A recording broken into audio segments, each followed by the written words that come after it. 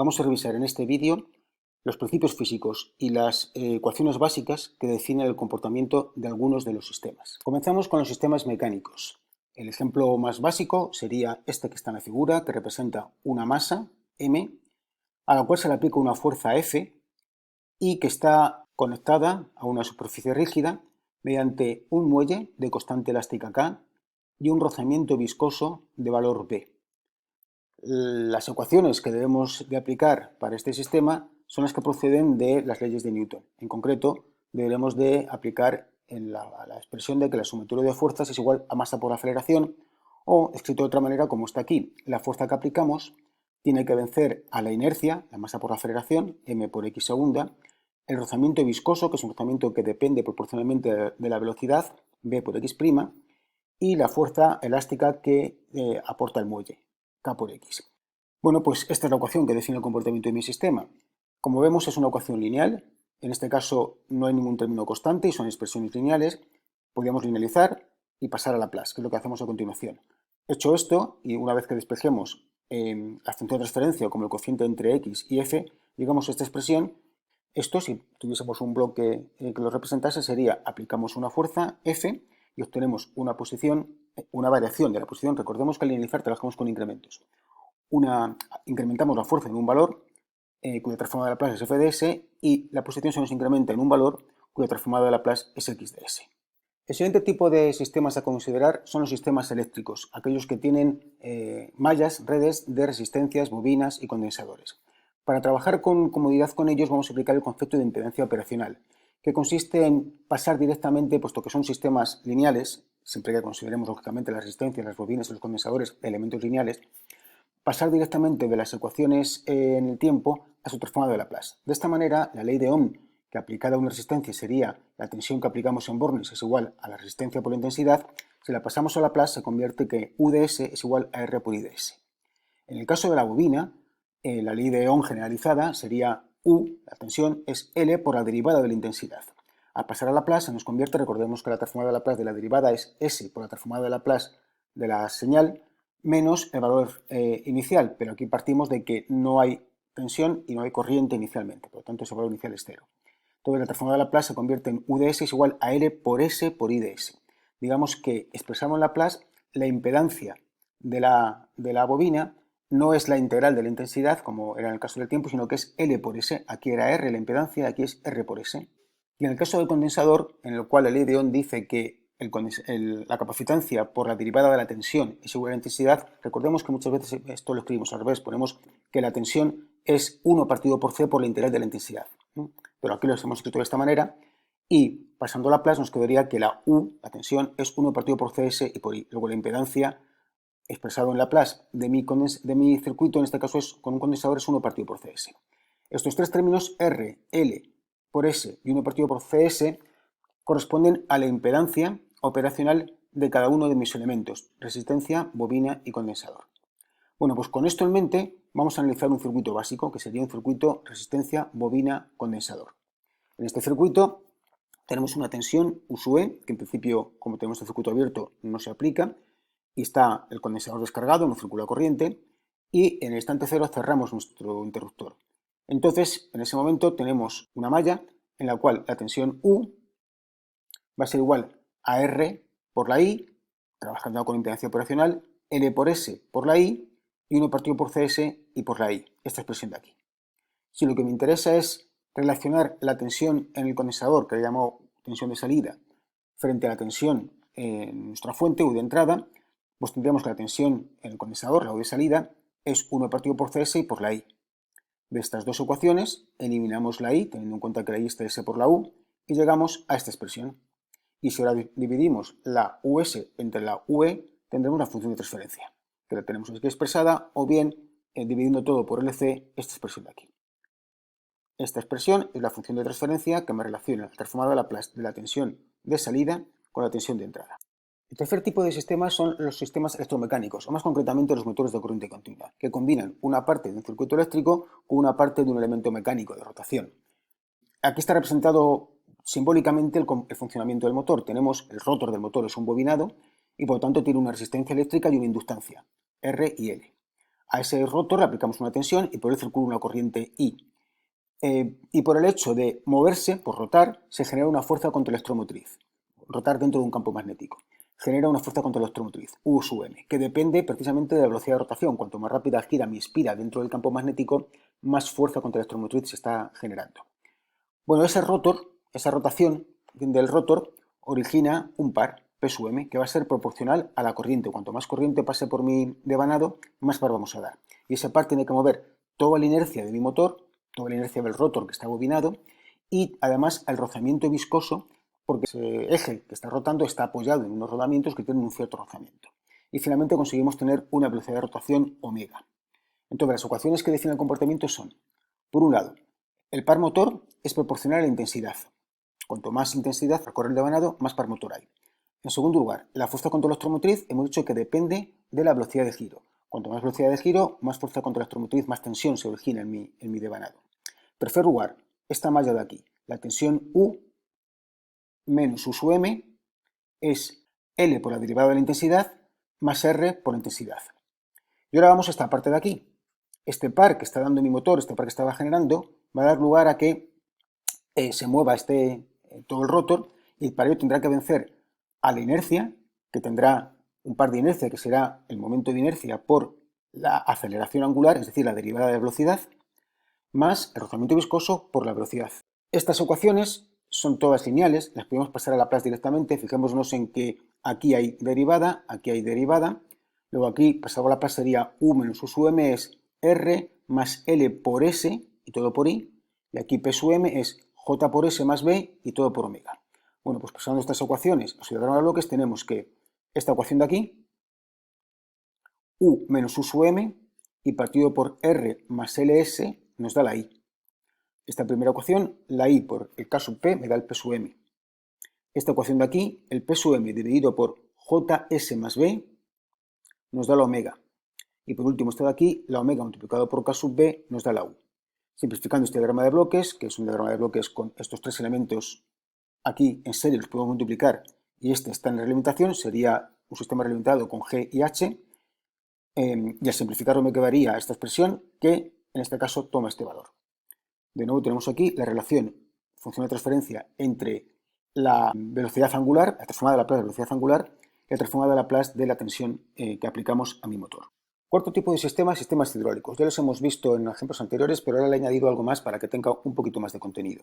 En concreto, el desagüe, en lugar de ser libre, en lugar de salir únicamente por efecto de la presión, también tenemos una acción sobre la cual podemos actuar, que es la apertura de la válvula.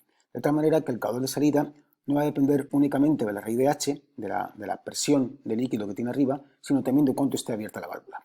Entonces, las ecuaciones que definen el comportamiento son las siguientes. Por un lado, caudal que entra menos caudal que sale va a incrementar el volumen, derivada del volumen respecto del tiempo. Segundo, el volumen, sección constante, luego el volumen es el área por la altura.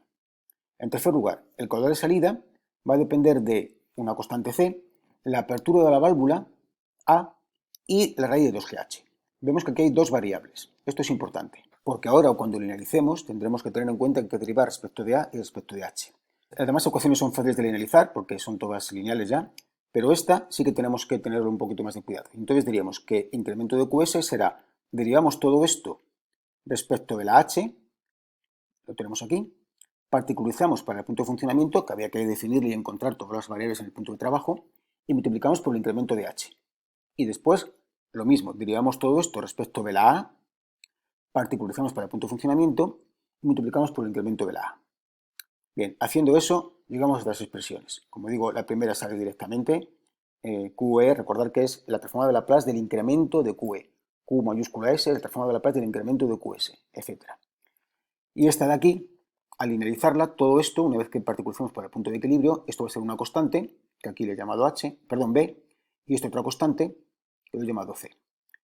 Bien, pues nuestras tres ecuaciones pasamos a este diagrama de bloques. Le revisamos. Primera ecuación, QE menos QS dividido por S es la V. QE menos QS dividido por S es la V. La V dividido por A es la H. La V dividido por la A es la H. Y la H por B más la transformada de Laplace de la A, que he representado con esta lambda, multiplicada por C sumadas, nos da la QS. Fijémonos que tenemos dos entradas, porque mi sistema tiene dos variables independientes. Fijaros que también que tenemos tres ecuaciones y 1, 2, 3, 4 y 5 variables. Tenemos tres ecuaciones, 5 variables, dos variables independientes. Una podemos considerar la entrada y otra perturbación, según el uso que le demos a mi sistema. Puede ser que la A sea mi señal de mando y sea mi entrada, y la Q sub E sea un caudal que está entrando sin que yo lo pueda controlar y sea una perturbación. O al revés, puede ser que el caudal de entrada yo lo esté regulando o le estoy yo decidiendo cuánto vale, y la apertura de la válvula sea algo que yo no puedo manejar y sea la perturbación. En todo caso tenemos una y dos entradas y una salida. Y ahora mi función de transferencia, por lo tanto, va a haber dos funciones de transferencia, la dependencia de h con QE y la dependencia de h con lambda. Para obtener cada una de ellas, aplicamos el principio de superposición. Primero suponemos que lambda no existe, que no hay variación en la apertura A, por tanto su incremento es nulo y por tanto esta lambda es cero, y si esto es cero por aquí, 0 por c es 0, no sumamos nada, y mi diagrama luego se transforma en este. Y le simplificamos como habitualmente hacemos. Dos bloques en serie se multiplican y luego un sistema realimentado. Y me queda esta expresión. Por otro lado, cuando queremos encontrar la función de transferencia entre h y lambda, asumimos que no hay variaciones en la Q sub E, por lo tanto su incremento es 0 y Q sub E en Laplace vale 0. Entonces, si aquí sumamos 0, este sumador y este sumador van juntos. Ojo que hay un signo menos. Entonces se me transformaría en esto. Esta lambda entra, multiplica por c, lo tenemos aquí. Fijémonos que como esta c y esto, o sea, esta señal y esta después van a estar con signo menos, aquí estamos poniendo ya el menos c. Y esta está aquí. Simplificamos el diagrama de bloques y me queda esto. Tenemos dos funciones de transferencia, la que relaciona Q sub E con h y la que relaciona lambda con h. La altura h va a depender tanto de cuánto varíe Q sub E como de cuánto varíe la apertura de la válvula, con dos funciones de transferencia diferentes. Fijémonos también en el signo menos de aquí. Cuanto más abrimos la válvula, lógicamente más desciende la altura, por eso ese menos de aquí. El último tipo de sistemas que vamos a considerar son sistemas térmicos. En este caso vamos a pensar en un horno eléctrico en el cual, mediante una resistencia R y aplicándola a la misma una tensión U, le aportamos un calor. Nos hace falta una serie de datos de mi sistema. Este horno tiene un aislamiento con una constante térmica K, la temperatura exterior es T sub E, la temperatura interior que conseguimos en el horno va a ser T sub I, y tenemos dentro del horno un fluido, aire en general, ¿no?, con un volumen V, un calor específico C sub P y una densidad ρ. Las ecuaciones que tenemos que utilizar son las siguientes. La primera es muy parecida a la del depósito. Lo que aportamos menos lo que se pierde es lo que se queda dentro. En este caso, el calor que aporta la resistencia, Q sub R, este de aquí, o bien se acumula, Q sub A, o bien se pierde. Lo que aportamos, que es la Q sub R, menos lo que se pierde, que es la Q sub P, será igual a lo que se queda dentro, la Q sub A. ¿Qué calor aportamos? Pues es el calor que aporta la resistencia. Si le aplicamos una tensión U, es una resistencia pura, pues sabemos que la potencia calórica que aporta es U cuadrado partido por R. Habría que añadir alguna constante, pero consideremos que está todo esto incluido en la propia R. El calor que estamos aportando, el calor que se va acumulando dentro, el calor que se va quedando dentro, aumenta la temperatura. Lo mismo que el caudal que se quedaba dentro del depósito aumentaba el nivel, aquí el calor que se queda dentro del horno aumenta la temperatura. Las calorías que se van quedando dentro aumentan la temperatura. Y la relación entre ese incremento de temperatura y ese calor que se aporta es la densidad por el volumen y por el calor específico. Y por último, el calor que se fuga por las paredes depende de la diferencia de temperatura interior y exterior, el gradiente térmico, T sub I menos T sub E, afectado de la constante K. Estas cuatro ecuaciones son las que me definen el comportamiento. Vamos a contar las variables. 1, 2, 3, 4, 5 y 6. 6 variables, 4 ecuaciones, de nuevo, 2 variables independientes. Una la vamos a considerar nuestra entrada y otra una perturbación. Aquí claramente la entrada va a ser la U, la tensión de mando con la cual yo pretendo conseguir que el horno aumente su temperatura, y la perturbación es T sub E, la temperatura exterior del horno que yo no la puedo controlar. Bueno, aquí la única ecuación no lineal es esta, las demás son directas, incremento de Q sub R igual a incremento de Q sub A más incremento de Q sub P, etc., pero esta no. A esta tenemos que derivar respecto de U, particularizar y multiplicar por el incremento de U. Derivamos U cuadrado partido por R respecto de U, me queda 2U partido por R, particularizamos, por ahí el sub 0, y multiplicamos por el incremento de U. Y todas las demás quedan tal cual. El ρ VC sub P está englobado bajo la constante A. Pasamos estas ecuaciones a Laplace, el diagrama de bloques. En Laplace sería esta expresión de aquí. y el diagrama de bloques sería, de nuevo, dos variables independientes, una entrada y una perturbación, pues quedan reflejadas aquí, una entrada y una perturbación. Sigamos un poco el funcionamiento físico de mi sistema. Aportamos una tensión U y esta tensión U aporta un calor. Esta es esta ecuación de aquí y está representado aquí. Este calor que aportamos en parte se pierde y en parte se queda. El calor que aportamos menos el calor que se pierde es el calor que se queda dentro. Y este calor que se queda dentro, esta ecuación de aquí, aumenta la temperatura. Esta ecuación de aquí, este bloque de aquí. Este aumento de temperatura consigue o origina que cuanto más temperatura haya dentro, más tiende a escaparse por ese gradiente térmico, afectado lógicamente a la temperatura exterior, y sería este bloque de aquí. De nuevo, como antes, podíamos obtener función de transferencia entre T sub i y U y entre T sub i y T sub e.